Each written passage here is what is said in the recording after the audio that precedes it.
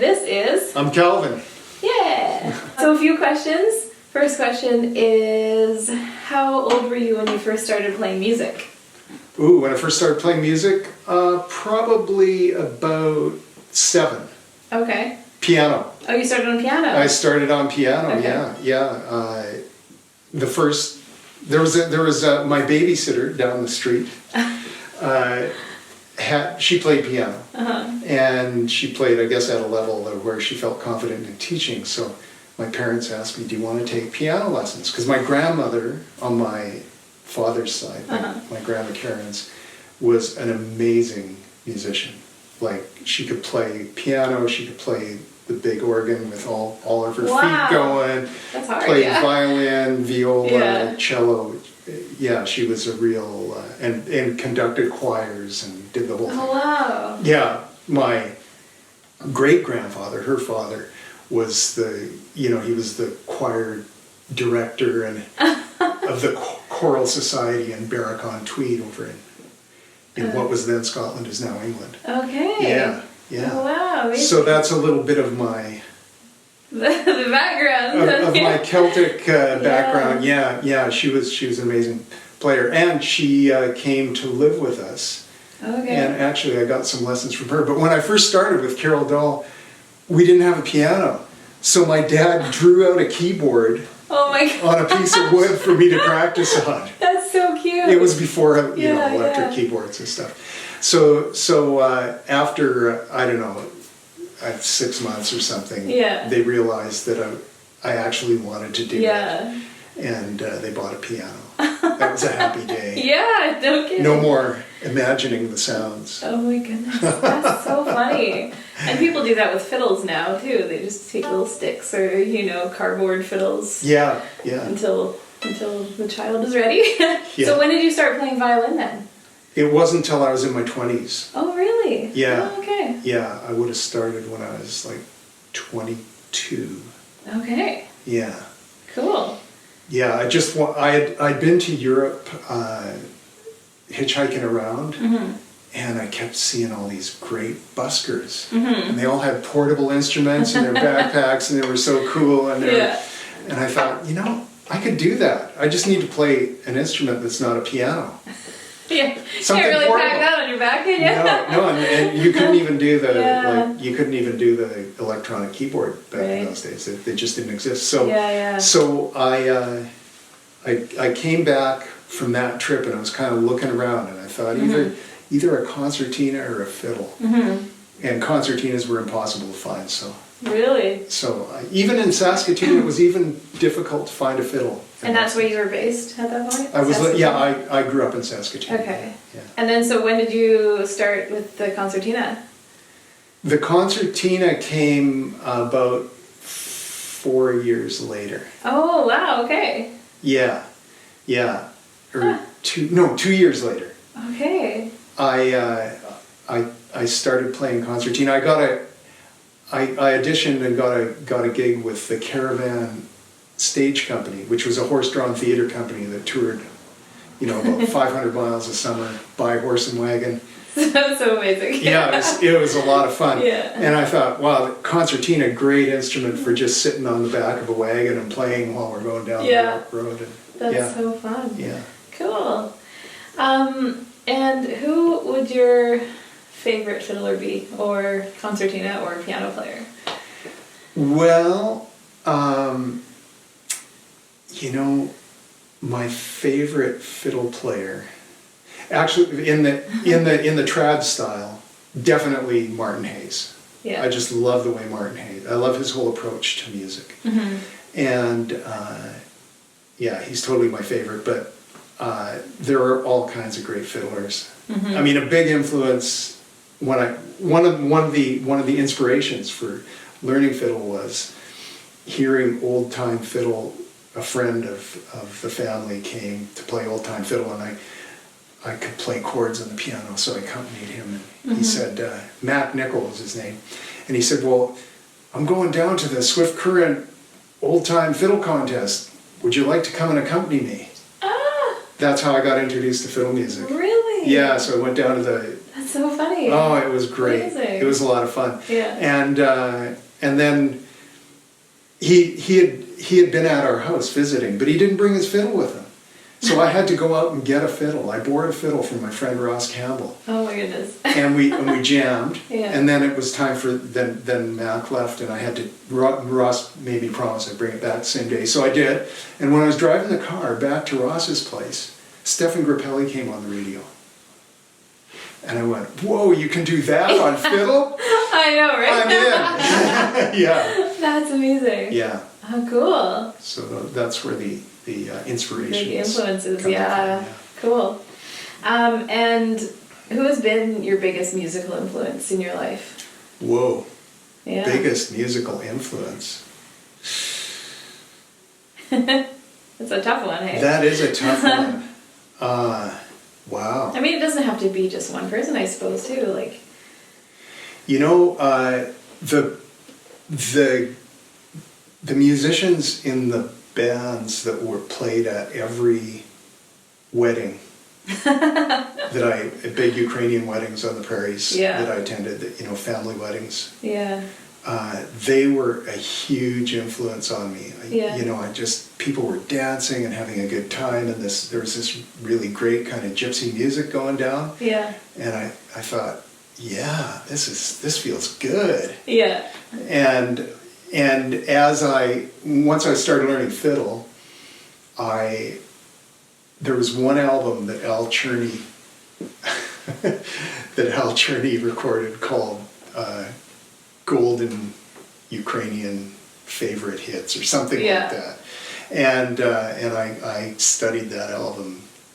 That's amazing. Yeah. And Yeah. that's He where- was a big influence on me. Yeah. For the Ukrainian repertoire. Yeah. Yeah, he was a big influence, I think, on a lot of Canadian fiddle players, but also as a prairie fiddler, Yeah. like, Yeah, he was from Medicine Hat. yeah. And as you know, he played on the Tommy Hunter show, which was a big deal when I was growing up. Okay, yeah. Yeah, he played on TV for Yeah. many years, for decades. Yeah. Right. Oh, Yeah. that's so cool. Amazing.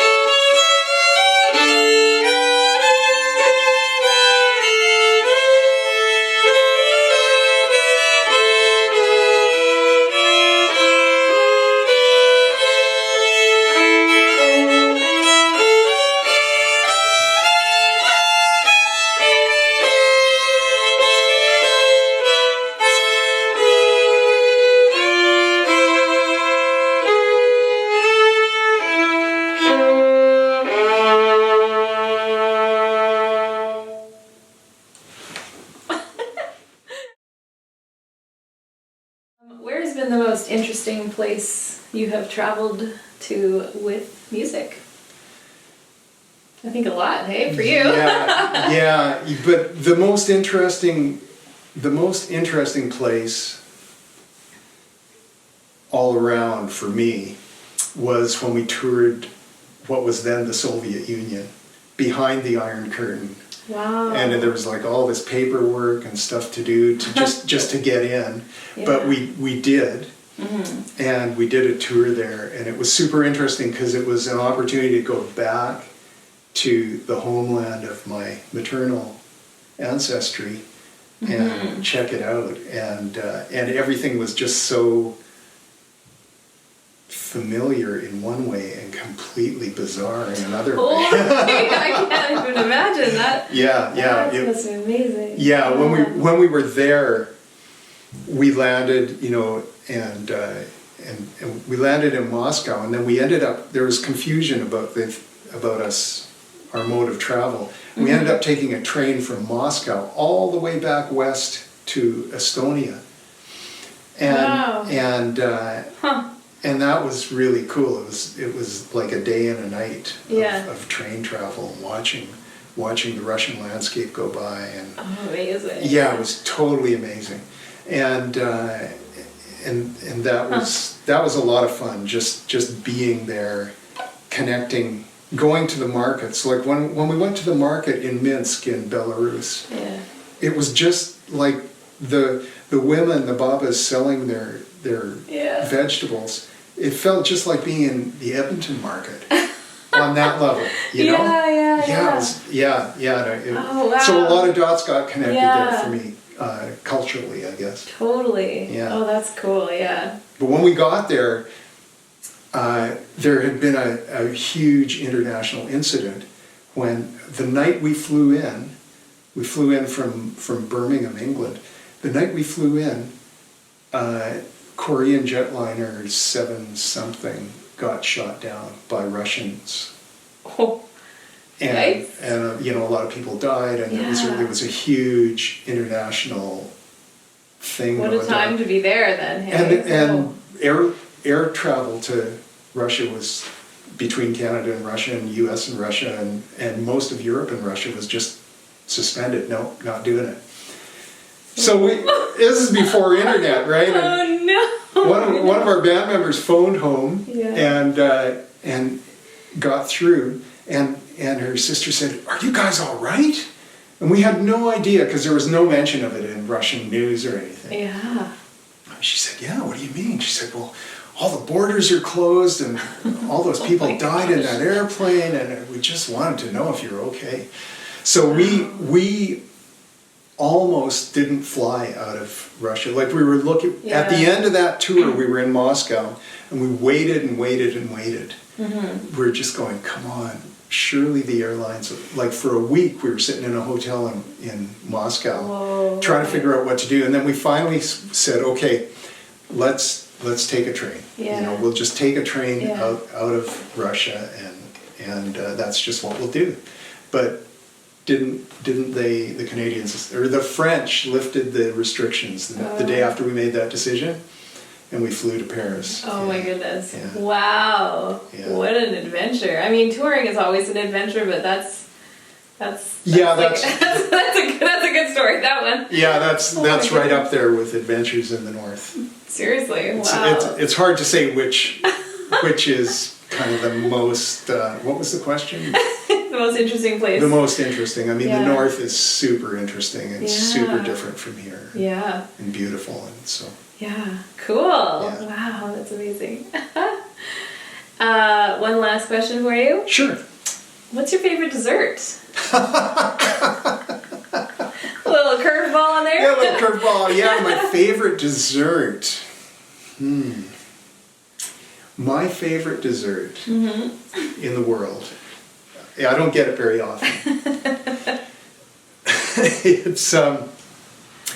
It's ice cream with hot chocolate pudding over top of it.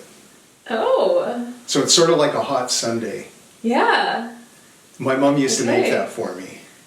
Oh, cute. And it's still my favorite. Yeah, I mean, I guess my favorite dessert that I eat regularly, something about chocolate. You know? Something about chocolate. Yeah, I think most people You feel know, that like way. Yeah. a really rich chocolate brownie. Right, okay. Yeah. Well, thank you so much for doing this with me. It's always so fun to hang out and play music with you. Oh, yeah, likewise, Yvonne. Thank you Thanks, so Phil. much.